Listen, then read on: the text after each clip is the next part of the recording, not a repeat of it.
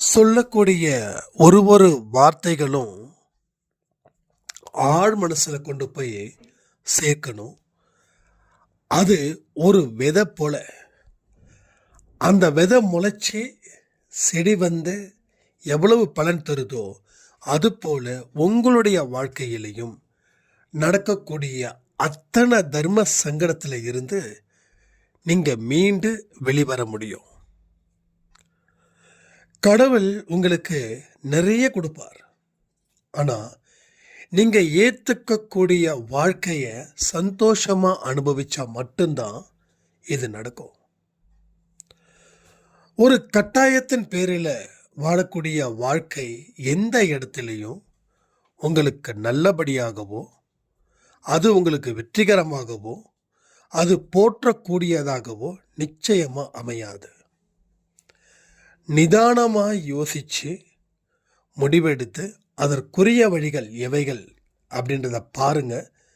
அந்த வழியில் பயணங்கள் செய்யும்போது அதனுடைய முடிவு எப்படிப்பட்டதாக இருக்குன்றதை தீர்மானித்து உங்கள் வாழ்க்கையை வாழ்ந்து பாருங்க.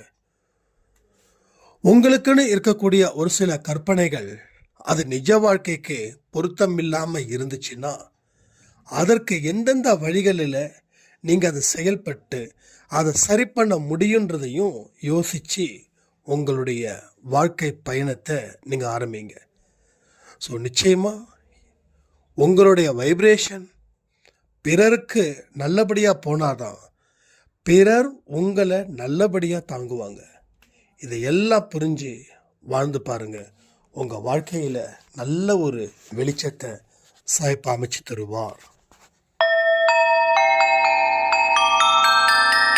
ஓம் சாயிரா சாயிரா, ஓம் சாயிரா சாயிரா, ஓம் சாயிரா சாயிரா, அன்பே சாயிரா, பேரன்பே சாயிரா, அகிலம் தளிக்க ஆத்மா விழிக்க அனுதினம் சாயிரா, எங்கள் அன்பே சாயிரா.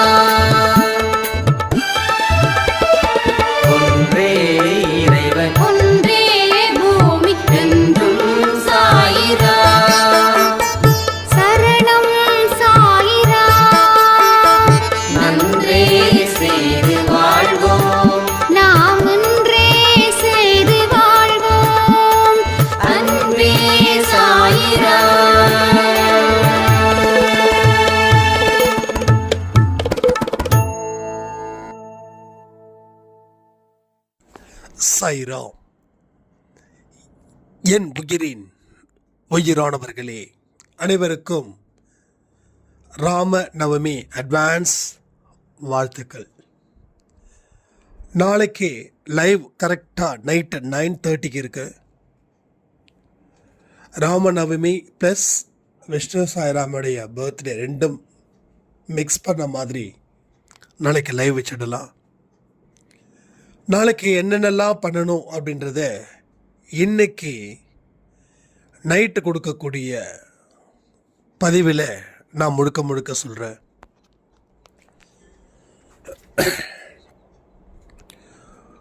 உங்களுடைய ஆர்வம் எப்படிப்பட்டதாக இருக்குதோ அந்த ஒரு வாழ்க்கையை நாம் இந்த பூமியில் வாழ முடியும். தெய்வத்தோட துணை நம்ம வாழ்க்கையில் இருப்பது போல நீங்கள் பார்த்துக்கோங்க. என் வாழ்க்கை நான் எப்படி வேணாலும் வாழுவேன் அப்படின்னு நினைக்கிறவங்களுக்கு தெய்வத்தோட துணை தேவைப்படாது. எவன் ஒருவன் தெய்வத்தை ஒதுக்கி வச்சு வாழ்றானோ அவன் தெரிந்தோ தெரியாமலோ நிறைய பாவத்தை செஞ்சுக்கிட்டே இருப்பான். அன்பே சாயில ஒரு சாய்ராமுடைய வாழ்க்கை, அவர் குற்றாலத்தில் இருக்காரு. அவருக்கு கடவுள் மேலே பெரிய நம்பிக்கை அதெல்லாம் இல்லை. கடவுள் இருக்காரா இல்லையா அந்த அளவில் அவர் இருந்தார். தான் செய்வதை எல்லாம் பாவம்னு தெரியாமலே வாழ்க்கையை வாழ்ந்து கடைசியில் அவருக்கு எல்லாமே போயிடுச்சு. மனைவி போயிட்டாங்க, நண்பர்கள் போயிட்டாங்க, வேலை போயிடுச்சு. இன்னைக்கு குற்றாலத்தில் வரக்கூடிய அந்த டூரிஸ்ட் எல்லாம் இருக்காங்க இல்லையா, அவங்களுக்கு இந்த மசாஜ் பண்ணுறது இந்த மாதிரி வேலை. முன்ன இருந்தது ஒரு மெடிக்கல் ரெப்ரசன்டேட்டிவ், ஆனால் இன்னைக்கு செஞ்சுக்கிட்டு இருக்கிற வேலை மசாஜ். நல்ல படிப்பு. ஆனால் சொல்கிறாரு, எனக்கு இதெல்லாம் பாவம்னு தெரியாது. அது உண்மை. அவர் அவங்க அம்மா மேலே சத்தியம் பண்ணி ஓன்னு ஒரே அழுக. எனக்கு நிச்சயமாக தெரியாதுங்க, இதெல்லாம் பாவம்னு எனக்கு தெரியாது. அப்போது அவர் அழுகும் போதே எனக்கு தெரியுது, உண்மையிலேயே இந்த மனுஷனுக்கு பாவம்னா எது புண்ணியம்னா எது அப்படின்னு தெரியாதோ அப்படின்னு. அப்போ எனக்கு இவர் ஒரு பாடமா இருக்காரு. ஏன்னா அப்படிப்பட்ட மனிதர்கள் இல்லை அப்படின்னு நான் நினைச்சேன். ஆனால் இதெல்லாம் பாவமா? என் சந்தோஷம் முக்கியம், என்னோட சந்தோஷம் முக்கியம், நான் சம்பாதிக்கிறேன். அப்போது எல்லோரும், அதாவது உங்கள் குடும்பத்தில் எனக்கு பணிவிட செய்யணும்னு எதிர்பார்த்தது தப்புங்களா? நான் நல்லா இருந்தால் தானே என் குடும்பத்துக்கு உழைச்சி போட முடியும். அதனால் நான் என்னுடைய மனைவியை திட்டுனா அடித்தேன். மனைவின்றவ யார்? வீட்டுக்குள்ளே இருக்கக்கூடியவ தானே. கணவன் என்ன சொல்கிறானோ அதை செய்வது தானே மனைவியோட தார்மீக கடமை. அப்படி தானே எங்கள் அப்பா எங்கள் அம்மாவை பார்த்தாரு, அவங்க அப்பா அவங்க அம்மாவை பார்த்தாரு அப்படின்னு. ஸோ சில பல இடத்துல அந்த குடும்பத்துடைய பிஹேவியர் என்னவோ அது கடைசி வரைக்கும் வந்துக்கிட்டே இருக்குது. இதெல்லாமே சேர்ந்து பார்க்கும்போது நாம் ஒன்று நினைக்கிறோம், தெய்வம் ஒன்று நினைக்குது அப்படின்ற இடத்துக்கே இவங்க வராமல் இருக்காங்க. அப்போ இதெல்லாம் பாவம். ஒரு மனுஷனை அடித்து பிடுங்கிறது பாவம், ஒரு மனுஷனை அடிமைப்படுத்துறது பாவம் அப்படின்னு நினைக்காத ஒரு வாழ்க்கையை வாழ்ந்து இன்னைக்கு ஒட்டு மொத்தமாக கண்ணீர் சிந்தி ஒரு அவல நிலையில் இன்னைக்கு அவர் இருக்கார்.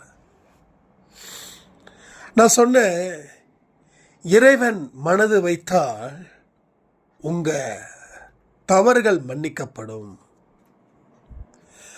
சொன்னார் அவர் அழுதுகிட்டே, உடனே என்னோட தவறுகளை ஏற்று மன்னிப்பை வழங்க சொல்லுங்க, என்னால் முடியல,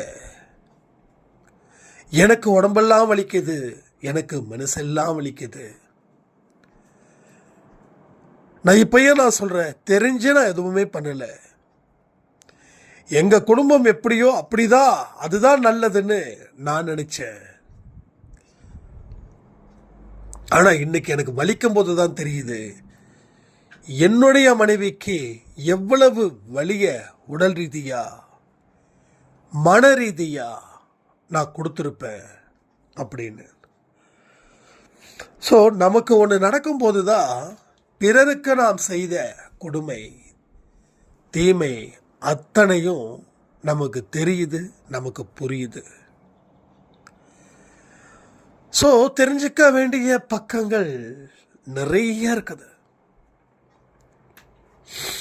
நாம் 4 பக்கத்தை படித்த வாழ்க்கை இதுதான் அப்படின்னு சொல்லி நாம் அமைச்சுக்கிட்டு அதுக்குள்ள சண்டையும் குழப்பங்களையும் ஏற்படுத்தி ஒருத்தவங்களுக்கு ஒருத்தவங்க விட்டு கொடுக்காம ஆணவத்தோட அகங்காரத்தோட வாழ்ந்துக்கிட்டு இருக்கோம். இது எங்க முடிவுக்கு வருது அப்படின்னா, நீங்க செய்த தவறுகள் உங்களையே வந்து சேரும்போது முடிவுக்கு வருது. அவருக்கு வயசு 42. நான் திரும்பவும் சொன்னேன், நல்ல வேளை இந்த ஞான உதயம் உங்களுக்கு 60 வந்திருந்தா என்ன ஆகியிருக்கும். ஏன்னா 60க்கு பிற்பகுதி வாழ்க்கை சொல்ல முடியாதுல்ல. ஸோ 40-42 பரவாயில்ல, அடுத்த ஒரு 5 வருஷம் தண்டனை காலத்தில் இருந்தாலும் ஒரு 45க்கு ப்ளஸ் மேலே போகும்போது அவருக்கு எல்லாமே அமைஞ்சிடும். சீரியஸாக அப்படி சொன்னேன், 45 ப்ளஸ் உங்கள் லைஃப் நல்லாயிருக்கும். அது வரைக்கும் போனவங்களை பற்றி நீங்கள் வருத்தப்பட வேண்டாம். உங்கள் தவறுகளை கடவுள்கிட்ட மன்னிப்பு கேளுங்க. ஒரு நாள் இல்லை ஒரு நாள் உங்கள் மனைவி கிட்ட ஃபோனில் இல்லை நேராவோ கெஞ்சவோ கதறவோ வேண்டாம். நான் தெரியாமல் தப்பு செஞ்சிட்டேன், என்னை மன்னிச்சிடு. உனக்கு எப்போ வாழணும்னு தோணுதோ அப்போ எனக்கு ஒரே ஒரு ஃபோன் பண்ணு, நான் உன்னை நல்லபடியாக பார்த்துக்கிறேன், உனக்கு தேவையான மரியாதையை நான் கொடுக்குறேன். இதை மட்டும் சொல்லிவிட்டு உங்கள் வேலையில் கவனத்தை வைங்க. மனசை ரெடி பண்ணி எகைன் உங்களுடைய வேலையை கண்டினியூ பண்ணுங்க. படித்த படிப்புக்கு ஏற்ற வேலை பாருங்க. அந்த வேலை கிடைக்கலன்னா இந்த வேலையை கடவுளுக்கு செய்யக்கூடிய சேவையாக நினச்சி இந்த வேலை பாருங்க. ஏதோ ஒரு வழியில் கடவுள் உங்களுக்கு துணை இருப்பார் அப்படின்னு. இப்போதைக்கு தேவை நாம நம்மளை சரி செய்வதற்கு ஆன ஒரு வாய்ப்பு. கடவுள் தண்டனையை ஏன் கொடுக்கிறாருன்னா நம்ம திருந்துவதற்காக தவிர தண்டிப்பதற்காக இல்லை. ஒரு தண்டனையை நம்ம ஏற்றுக்கும் போது நான் திருந்துவதற்காக தான் இந்த தண்டனை அப்படின்னு மனமிட்டு கடவுள்கிட்ட சொல்லுங்க, நன்றி சொல்லுங்க.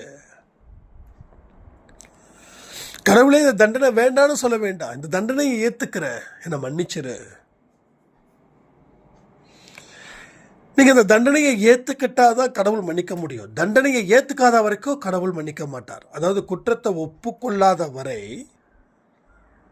நீதிபதி உங்களுக்கு தண்டனையை கொடுக்கமா, அதாவது தண்டனை கொடுப்பார். ஏற்றுக்கலனாலும் கொடுத்து தான் ஆகணும், ஏன்னா எவிடன்ஸ் ஸ்ட்ராங்காக இருக்குது. ஆனால் நீங்களே வாலண்டரியாக வந்து நான் தண்டனையை அக்செப்ட் பண்ணிக்கிறேன் அப்படின்னா இப்போ கொடுக்குற தண்டனையை விட நீங்களாக வாலண்டரியாக வந்து ஏற்றக்கூடிய தண்டனையுடைய காலம் வந்து குறைஞ்சிருக்கும். ஏன்னா குற்றத்தை ஒத்துக்கிட்ட, நீ குற்றத்தை ஒத்துக்கிட்டனா இனி குற்றம் செய்ய மாட்டேன்னு அர்த்தம். நீ குற்றத்தை ஒத்துக்கலைன்னா இனி குற்றத்தை மீண்டும் மீண்டும் செய்வேன்னு அர்த்தம். அப்போ குற்றத்தை செஞ்சு நீ இவ்வளோ திமிராக இருக்கும்போது கடவுள் நீதிபதி கருணை கட்டுவார் என்ன? நீதிபதியோட ஒட்டுமொத்த கோபமும் எங்கே போகும்னா அவர் கொடுக்கக்கூடிய தீர்ப்பில் போயிடும். அப்போ நீங்கள் செய்யக்கூடிய குற்றம் ஏன் செஞ்சீங்க, எதுக்கு செஞ்சீங்க, தெரியாமல் செஞ்சீங்களா? ஐயா தெரியாமல் செஞ்சிட்டேன், இது குற்றன்னு என்னன்னு தெரியாமலே நான் செஞ்சிட்டேன், இப்போ தான் நான் நினச்சி ஃபீல் பண்ணுறேன், அதனால் எனக்கு தண்டனையை நீங்கள் கருணை கூர்ந்து இறக்கப்பட்டு எனக்கு தண்டனை கொடுங்க, நான் அந்த தண்டனையை அக்செப்ட் பண்ணிக்கிறேன்னு சொல்லி பாருங்கள். 10 வருஷம் கடுங்காவல் தண்டனை 8 வருஷமாக மாறும். ஏன்னா ஒரு நாளும் ஒரு வருஷம் ஒரு யுகம் போல் சிறையில் இருக்கிறவங்களுக்கு நான் அந்த நிறைய படிப்பேன், நிறைய வீடியோ பார்ப்பேன். சிறையில் அவங்க எவ்வளவு கஷ்டப்பட்டிருக்காங்க. அந்த ஒரு 10 நிமிஷம் 15 நிமிஷம் எமோஷ்னலாக செய்த ஒரு குற்றத்துக்காக பல வருஷம் சிறையில். இதெல்லாம் நமக்கு தேவையான விஷயங்கள் தான்.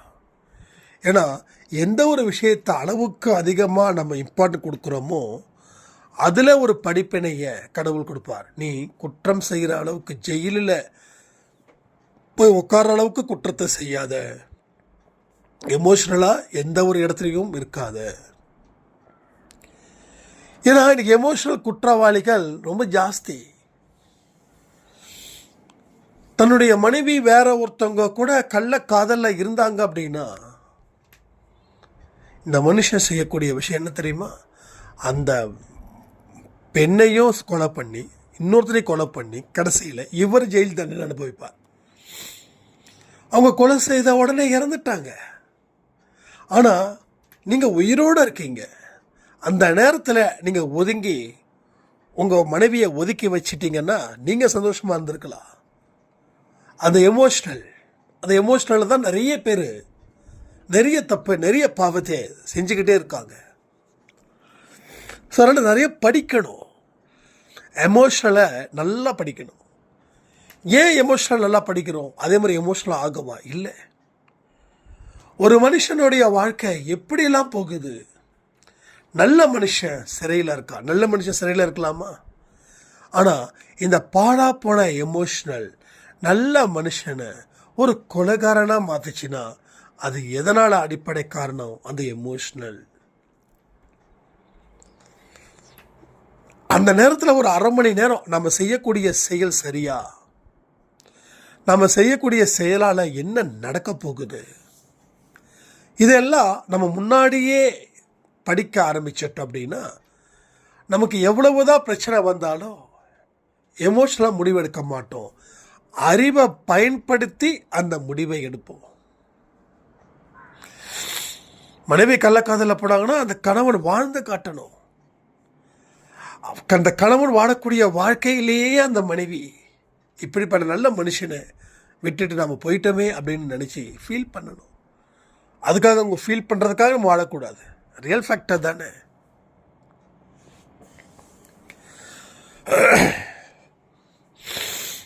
ஸோ இது எல்லாத்தையும் நம்ம நிறைய கற்றுக்கணும். நான் தான் சொல்கிறேன், அன்பே சாயில உங்களுக்கு ஒவ்வொரு பாடமும் கடவுள் கற்பிப்பதற்கு சமம்.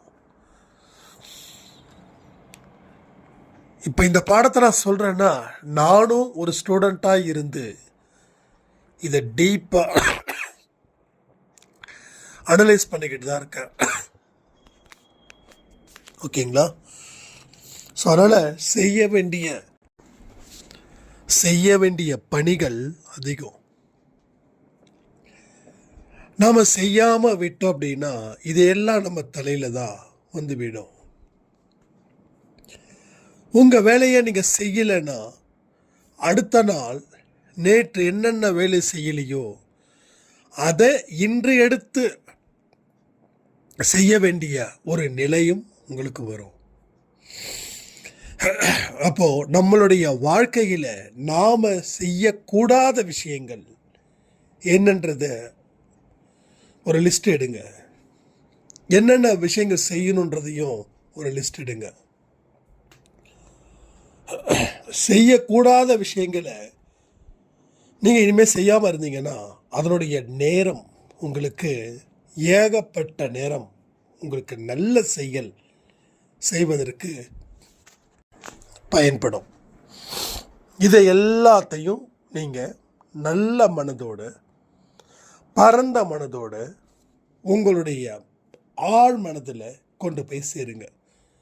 ஒரு சாயிரம் கேட்டாங்க, ஆழ் மனதில் எப்படி சேர்க்கறது? ஆழ் மனதில் எப்படி சேர்க்கணும்னா எந்த ஒரு பதிவையும் சரிசமமான மனநிலையில் கேட்கணும். இவர் இதை தான் சொல்லணும் அப்படின்னு நினச்சி கேட்காம சொல்லக்கூடிய விஷயத்த நான் முழுசாக புரிஞ்சுக்கிட்டு அதற்கு தகுந்த மாதிரி என்னோடய வாழ்க்கையை மாற்றுவேன் அப்படின்னு அந்த மாதிரியான வார்த்தைகள் மூலமாக சொல்லக்கூடிய மெசேஜை நம்ம ஆழ் மனசுக்கு கொண்டு போய் சேர்க்க முடியும். அந்த ஆழ் மனசு என்ன பண்ணும்? நீங்கள் தூங்கும் போதெல்லாம் அந்த ஆழ் மனசு தன்னுடைய வேலைகளை செய்யும். எந்த கருத்தை எங்கே நிறுத்தி வைக்கிறோமோ அங்கே இருந்து புதிய பாதையும் புதிய பயணமும் ஏற்படும். சில பேர் சொன்னாங்க, நைட்டு என்னமோ பெரிய டிஸ்டர்ப்டாக இருந்தது, அடுத்த நாள் காலையில் பார்த்தா அவ்வளோ சந்தோஷமாக ஹாப்பியாக இருந்தது அப்படின்னு. அதுக்கு என்ன அர்த்தம் தெரியுமா? இரவு பொறுப்பான மனிதர்களாக நீங்கள் இந்த பதிவை கேட்டிருக்கீங்க. அதற்கு தகுந்த ஒரு பலன்தான் அடுத்த நாள் காலையில் கேட்டது. அதாவது நேற்று கொடுத்த பதிவு 1 hour பதிவு இருக்கு இல்லையா, அதுக்கு அந்த சாய்ராம் இன்னைக்கு சொல்லியிருந்தாங்க. அப்போது இது எல்லாமே எங்கே போய் சேரணுமோ அங்கே போய் சேரணும். திரும்ப திரும்ப சொல்லக்கூடிய வார்த்தை அதுதான். மேலோட்டமாகவும் போகும். ஒன்றும் இல்லை, ஒரு விதையை போடுறோம் அப்படின்னா எல்லா விதையுமும் வந்து முளைக்குது. எது கரெக்டாக போய் சேருதோ அதுதான் பலன் தருது. நிறைய விதை வீணாக போயிடுச்சு, போட்ட சில விதை தான் முளைக்குது. ஆனால் இங்கே இருக்கக்கூடிய ஒவ்வொரு வார்த்தைகளும் ஒரு விதை. அதை சிந்தாம சிதறாம நாம் யூஸ் பண்ணிக்க முடியும் அப்படின்னு ஒரு களம் இருந்துச்சுன்னா, அப்போ அதற்கு தகுந்த போல நாம் சரி பண்ணால் சரியாயிடுமா இல்லையா? அதுதான். அப்போ வார்த்தைகளை விதையாக மாற்றி அந்த விதைக்கு பலன் இருக்குதுன்னு நினச்சி வாழ்ந்து பாருங்களேன். உங்களுடைய எவ்வளவு பெரிய கஷ்டமாக இருந்தாலும் அது நொடி பொழுதில் உங்களுக்கு பெரிய மாற்றத்தை அது நிச்சயமாக ஏற்படுத்தும் இல்லையா? அதனால் பலவிதமான சங்கடங்களையும் கஷ்டங்களையும் தாண்டி தான் நாம் ஒரு நல்ல நிலைக்கு வர முடியும். அதுவரை பொறுமையோடும் நம்பிக்கையோடும் பதிவுகளை முழு மனதோடும் கேட்டு ஒரு வார்த்தைகளையும் உள்ள வச்சு உங்களுடைய நல்ல அருமையான அற்புதமான ஒரு ஆட்டத்தை நாம் ஆரம்பிக்க வேண்டும். கடவுள் மேலே இருந்து பார்த்துட்டு தான் இருக்காரு. என்னுடைய குழந்தைங்க எந்த மாதிரியான உழைப்பை உழைக்கிறாங்க, எந்த விதமான முயற்சிகளை மேற்கொள்கிறார்கள், அவர்கள் இந்த தண்டனையின் மூலமாக தெரிந்திருக்கிறார்களா, அவருடைய மனது பக்குவம் அடைஞ்சிருக்குதா, இல்லை பக்குவம் அடையாமல் எமோஷனலாக இன்னமும் அவர்கள் முடிவெடுத்து கொண்டு இருக்கிறார்களா? இதில் யார் பார்க்குறா? மேலே இருந்து தெய்வம் பார்த்து கொண்டு உள்ளது. சரி பண்ண வேண்டிய விஷயத்தை சரி பண்ணாமல் இருந்தால் என்ன ஆகும்? ஒரு பைக்கு சரி பண்ணணும், ஏதோ ஓட்டலான்னு நினைக்கிறீங்க, ஓடிட்டுருக்கு. ஒரு சில நேரத்தில் எங்கேயோ ஒரு அவசரமாக போக வேண்டிய ஒரு நிலை, பைக் எடுக்கிறீங்க, ரன் ஆகுது, கொஞ்சம் வேகமாக வண்டியை முறுக்குறீங்க, வண்டி ப்ராப்ளம் ஆகிடுது, ஒன்று எங்கேயோ போய் இடிக்குது, இல்லை எங்கேயோ நிற்குது. இப்போ என்ன பண்ணுவீங்க? அப்போவே சரி பண்ணியிருக்கலாமே, நம்ம விட்டுட்டோமே நினைப்போமா? நினைக்க மாட்டோமா? அப்போ சரி செய்ய வேண்டிய விஷயத்தை சரி செய்யாமல் எதையுமே உங்களால் ஒரு அடி கூட எடுத்து வைக்க முடியாது. இதை புரிஞ்சுக்கோங்க. வாழ்க்கையை நல்ல வாழ்க்கையாக வாழலான்னு சொல்லி இந்த பதிவை நான் முடிக்கிறேன். ஜெய் சாய்ராம்.